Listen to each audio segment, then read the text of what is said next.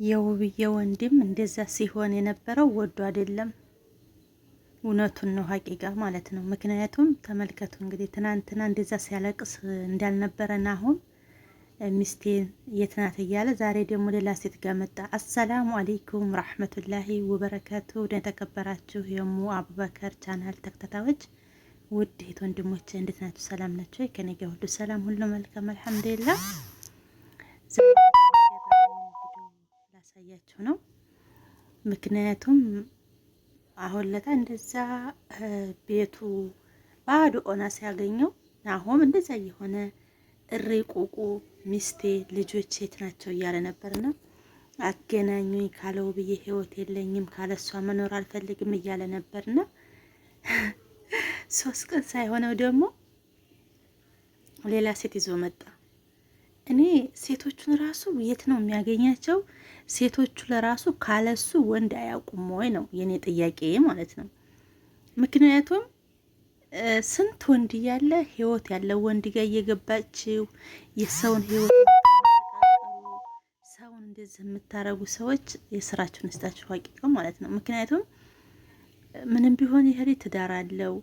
አሁን ክፍተት ቢፈጠርም በመሃላቸው ጠብ ቢፈጠርም በመሃላቸው ውብዬም ያው በወንድሟ ነገር ተናዳ ነው እንጂ ተወደዋል ባሏን። እሱም እንደዛው እርግጥ አሁን ብዙ ጊዜ ጥፋት ያጠፋል፣ በጣም ብዙ ጊዜ። ውብዬ በጣም ጎበዝ ናት፣ ታጋሽ ናት ሀቂቃ ማለት ነው። እና ያው ሞኖ ደግሞ በየተራ አዳዲስ ሴቶች የሚመጡት ነገር በጣም የሚገርመው ነገር እሱ ነው። በየቀኑ ነው የሚመጡት።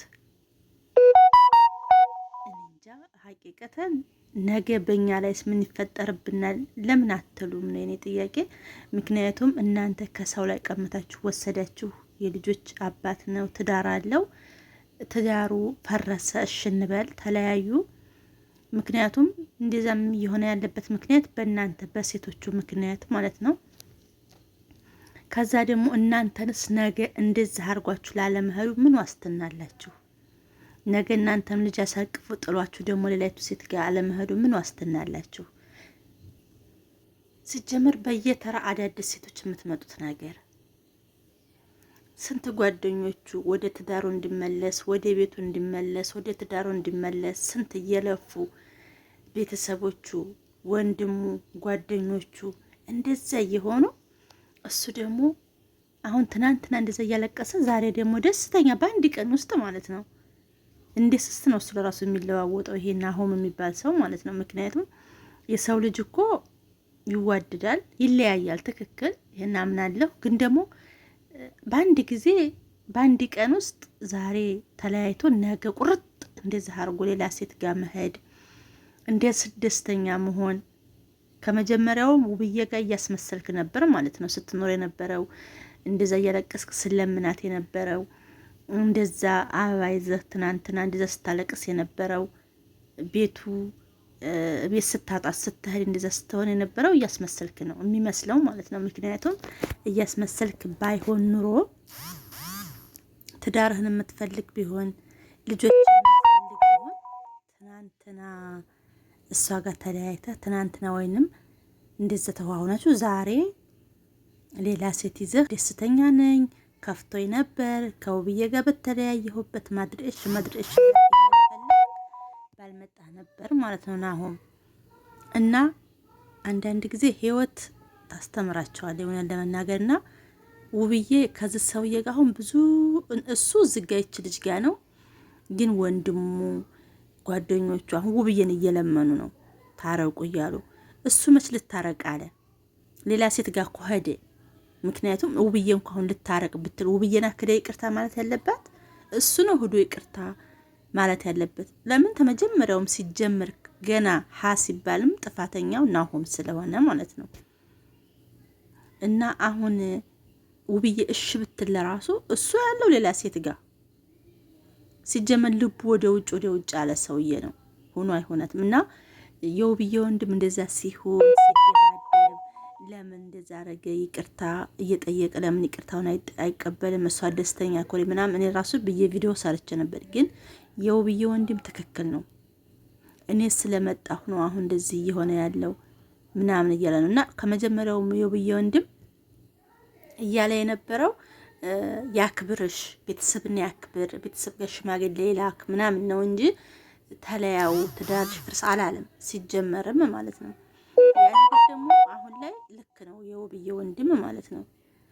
ትዳሩን የሚፈልግ ከሆነ አንድ ሰው ትዳርን የምትፈልግ ከሆነ ቤተሰቦቿን አክብር፣ ሽማግሌ ላክና ይቅርታ ጠይቅ ሲባል እሱ ውብዬን የሚፈልግ ቢሆን ትዳሩን የሚፈልግ ቢሆን ልጆቹን በአንድ ማሳደግ የሚፈልግ ቢሆን እሺ ብሎ ሽማግሌ መላክ ይችል ነበር። እልክ አያያዝም ነበር ማለት ነው። ግን እሱ ለራሱ በውብዬ ወንድም ስበብ አረገ እንጂ እሱ ለራሱ ልቡ ሲጀመር ውጭ ነው።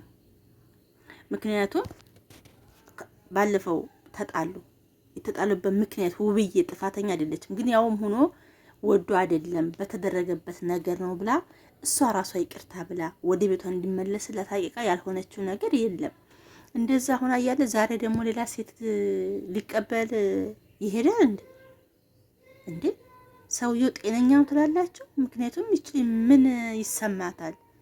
ብዙ ሴቶች በዙሪያ ያሉ ምናምን ስላት ነበር ባለፈው ራሱ። እሷን መልሳት አንተ ጋር ብዙ ሴቶች እንዳሉት እኮ እኔም ጋር ብዙ ወንዶች አሉ። ምክንያቱም አንዳንድ ጊዜ ወልዳችሁ ልጅ ይዛችሁ ስትቀመጡ በቃ ምንም ፈላጊ እንደሌላችሁ አድርገው የሚያስቡ ወንዶች አሉ። እርግጥ ሁሉም ወንዶች አይደሉም፣ ግን ልጅ ይዛችሁ ልጅ እያሳደጋችሁ ቁጭ ስትሉ አርፋችሁ ቤታችን ስትሉ ቤቴ ስትሉ ወንዶቹ ደግሞ የሚመስላችሁ በቃ ልጅ ተያዛችሁ ምንም የሚፈልጋችሁ ሰው እንደሌለ ፈላጊ እንደሌላችሁ ምናምን እንደዛ አድርገው ነው የሚያስቡት። ምክንያቱም አስተሳሰባቸው በቂጣቸው ስለሆነ ወንዶቹ ማለት ነው። በቅንጭላቱ የሚያስቡ ወንድ መቼም እንደዛ አያስብም።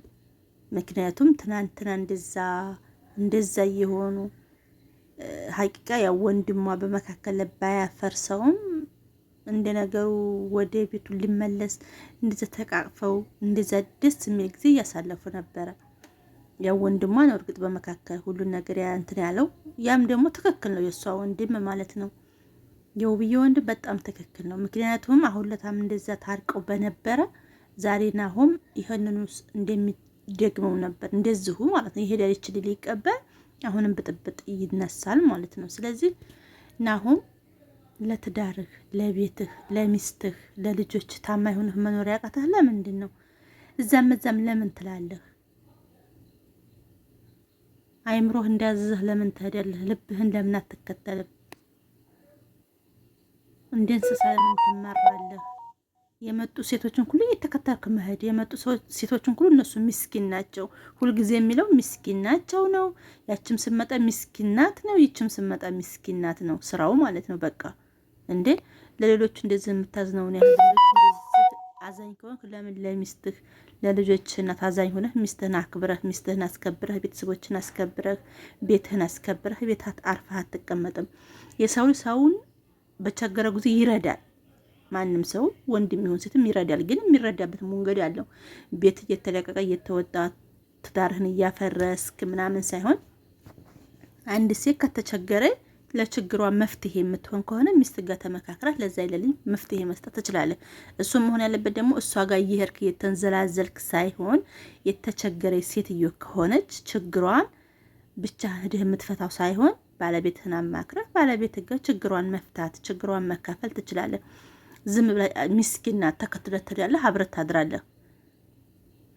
መጥፎ ነገር ባታረግም ዞሮ ተቤለቀህ እያደርክ ነው። እነሱ ጋር ደረም ሌላ ቦታ ምደርም ምንም ማርግ ምንም አናቅምና ግን ከቤት ወጥተህ ታድራለህ።